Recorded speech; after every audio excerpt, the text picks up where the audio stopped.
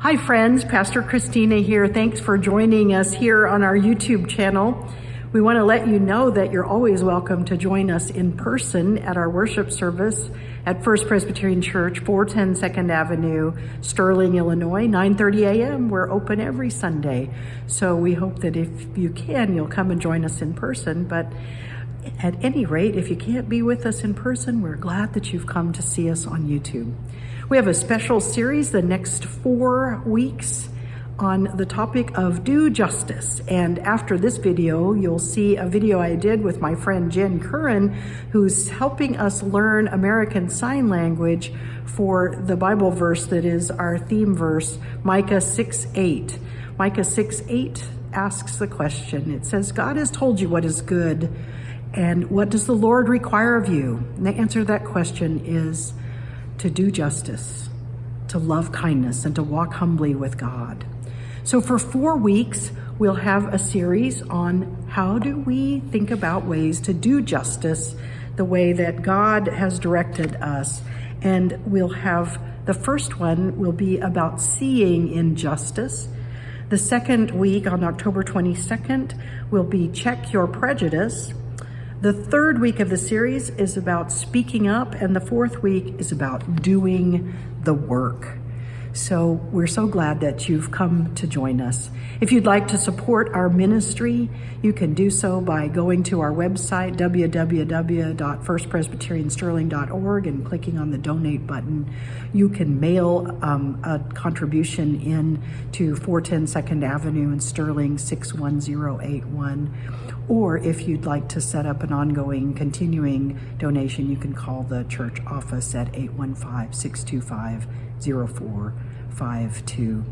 However you'd like to give, it would be much appreciated. We would use it well. And we would also appreciate your prayers and your continuing support of our ministry in the ways that you do your work of justice and love. So thanks for being here. Remember, as always, that you are worthy and you are loved and you are enough. Hi, friends. Christina Berry here from First Presbyterian Church. And this is our video for our series on doing justice.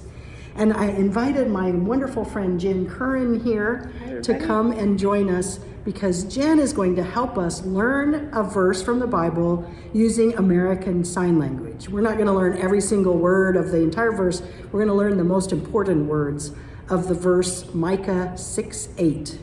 And that verse is a verse that asks us, it says, God has shown you what's good, and what does the Lord require of you but to do justice, love kindness, and walk humbly with God. And we're going to learn those words in American Sign. We're going to learn just a little bit at a time as we go along, and Jen will help us learn each sign for each phrase, and then we'll put it all together so you'll be able to do these signs as well. So our first phrase, Jen, is God has shown you what is good. Okay. So the sign for God, I'm going to try to follow along too. So I am left-handed, so hopefully that doesn't confuse people, but you use your dominant hand and you kind of like up to God, and then you bring it down like in a twist. So your palm faces out. God. Yep. God. All right.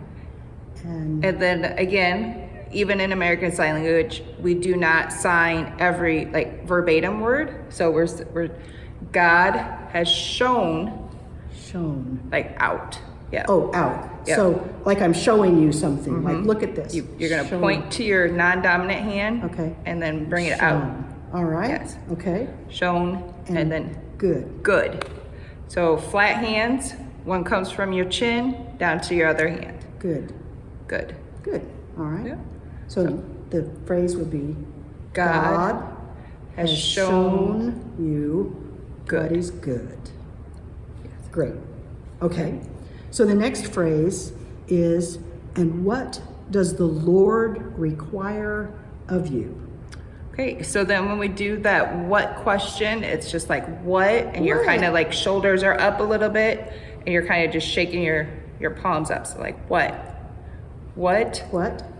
has the Lord, so this is the sign for L, the letter L, okay. And we're gonna go from your opposite shoulder down to your waist. Down to your waist. Lord. So Lord. Lord. Kind of like a sash. Yes. Yeah. Yes. Okay. Lord. So okay. what does the Lord require? So require is similar to the sign show, but instead of coming out, you're coming towards you. Require. What does the Lord require of, and instead of just pointing you, meaning one person, we're saying you as a like whole. all y'all, right? Yes, all y'all, okay. yes. So you. Okay, so it would be, what does the Lord require from of you? Yes. Okay, and then the next phrase is do justice. Okay, so do, you're kind of in your hands and C's and kind of down, and we're doing back and forth. So do, and then justice. If you think about like justice is the weights, the scales. Yes, that weigh evenly. So this is your F finger. This is the sign for the letter F. Okay. So your first finger, your index finger to your thumb on both your hands, and then you just kind of turn it up. Justice. So do justice. All right. And then love kindness. So love, and then kindness is flat hand to flat hand, and you're kind of going forward. Kind of like kindness, like a caress or a petting someone. Yes. It's also the same sign for nice, like nice. to be nice. I like that. Kindness, nice. That's all So I say. love, kindness, and then walk humbly with God. So when we walk, flat hands palms facing down, and you're kind of back and forth like you're walking. Okay. Walk, and then humbly. This was a sign I just learned myself. Okay. Humbly. So first index finger to your shh, and then humbly. Humbly. And we already learned God, so it's humbly. And then I would say, like you're gonna point up, God, and then kind of like you're together with God. Yes. Okay. So walk humbly, with God.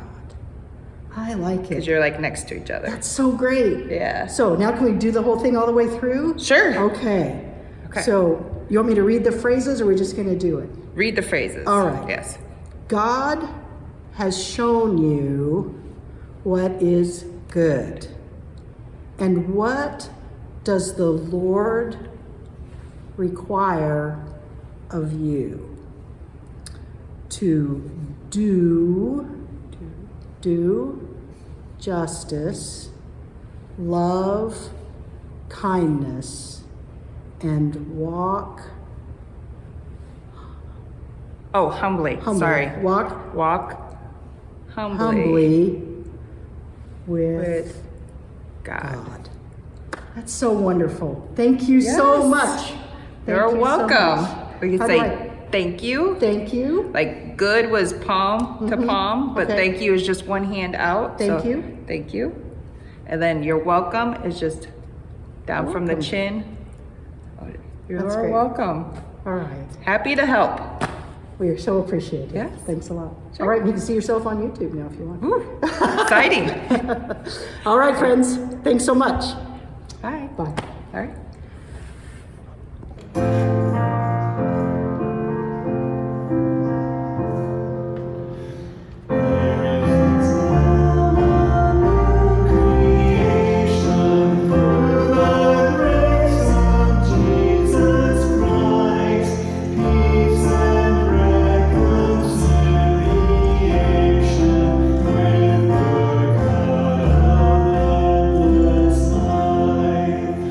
Christ,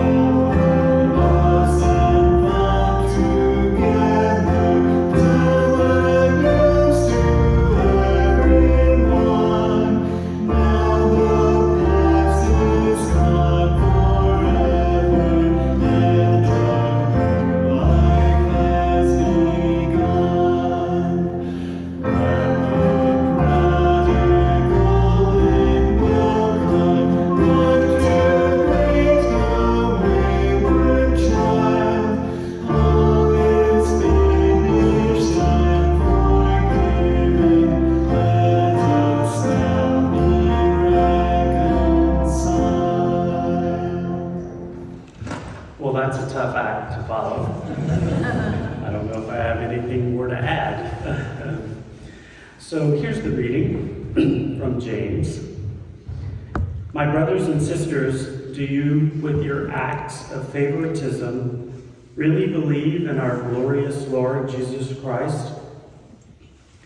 For if a person with gold rings and in fine clothes comes into your assembly, and if a person in dirty clothes also comes in, and if you take notice of the one wearing the fine clothes and say, have a seat here, please, while to the one who is poor you say, stand there or sit at my feet, have you not made distinctions among yourselves and become judges with evil thoughts? Listen, my beloved brothers and sisters, has not God chosen the poor in the world to be rich in faith and to be heirs of the kingdom that he has promised to those who love him? But you have dishonored the poor. Is it not the rich who oppress you? Is it not they who drag you into court? Is it not they who, blaspheme the excellent name what was invoked over you? You do well if you really fulfill the royal law according to the scripture. You shall love your neighbor as yourself. So I studied to be a priest when I was a much younger person and decided not to become a priest. And so it is with some surprise that I'm standing here before you today. Sharing some reflections. And I'll start with many years ago, I went to a lecture. This lecture was delivered by a scholar. His focus was the historical Jesus. Now, I was really interested in what I didn't know much about, the historical Jesus, and so was fascinated, and that's what brought me to the lecture itself. And one of the things that he said was, he said, imagine this, and I'll ask you to imagine this as well. Imagine Jesus as a man walking into a village, making his way to the center of the village. Maybe the square, it's referred to in different ways. He says, now think about this in that time when he was alive. The center of the village was sandy, it was dusty. There was a well in the middle where people came to get their water. Maybe there were little shacks where people were selling their wares or just having conversations. And imagine being Jesus and coming into that scene. So there are no flowers, there are no colors. It's a fairly drab environment. What did it take for Jesus as a man to garner the attention of those in the village square? What kind of person and presence did he have to be able to tell stories that made himself interesting to others? The way I like to think about this is Jesus then begins as unseen and then is seen for who he is. Now, some of the folks in the village were so interested that they put aside their life and just followed him.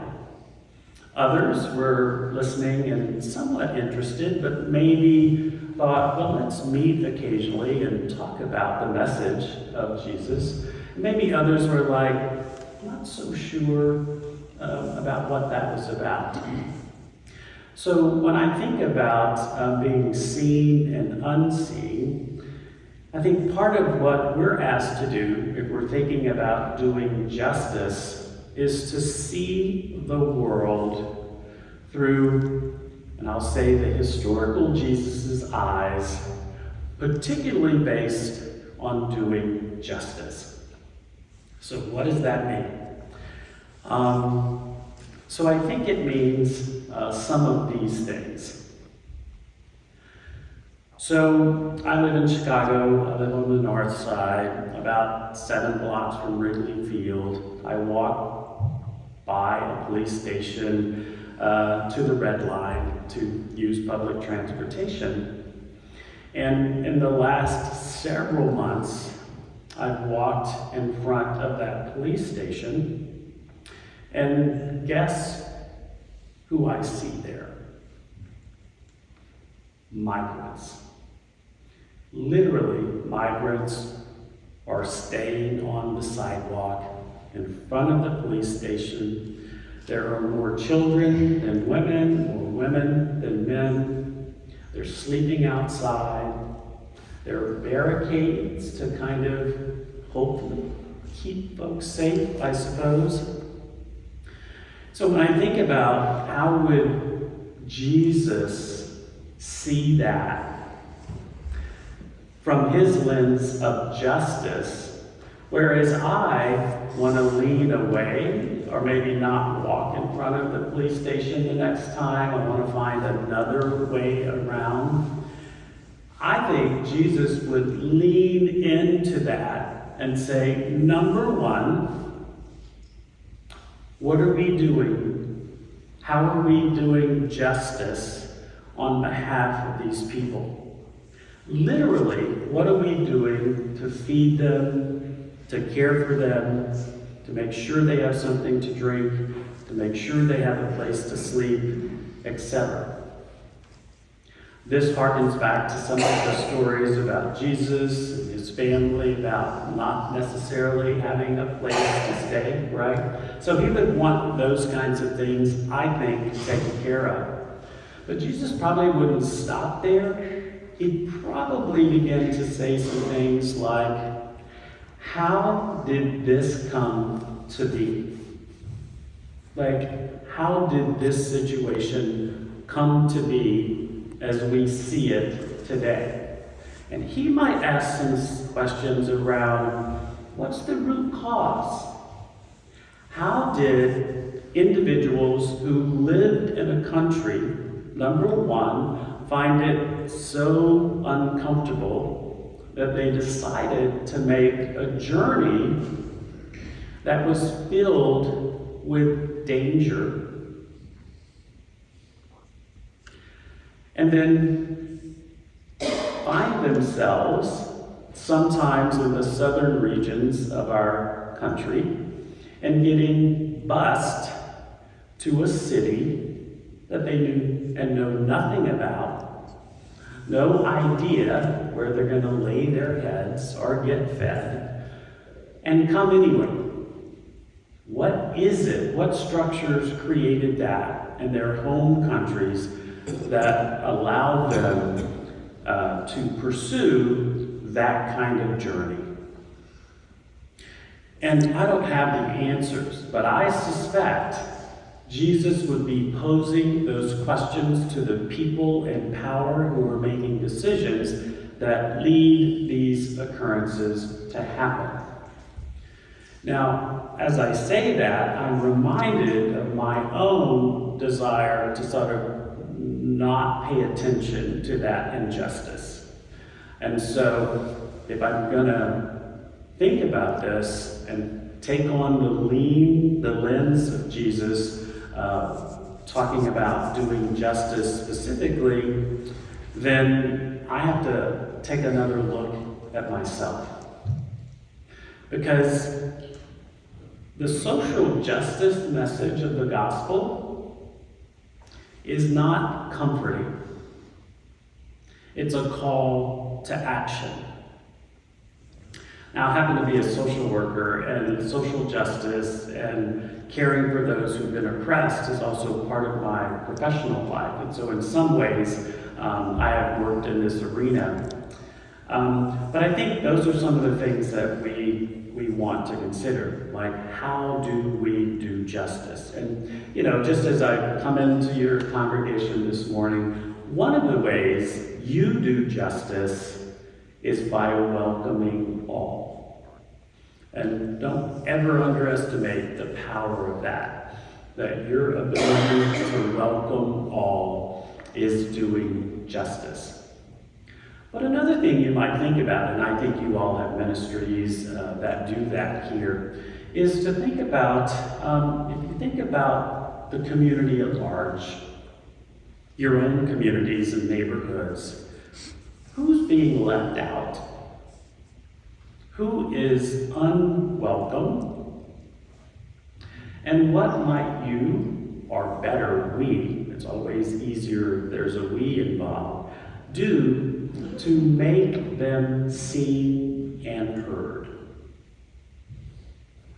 Maybe we can even apply that to ourselves. What parts of ourselves, maybe our weaknesses, our struggles, do we want to hide, even from ourselves, that maybe we want to embrace? So in some ways, the work of loving oneself is justice work. It is to give voice to those parts of us that struggle as well as those that don't necessarily. So those are some considerations, right? So I leave you with some of those questions. Where in your world are people being left out or unwelcome? And what might you do to extend the hand of justice and love?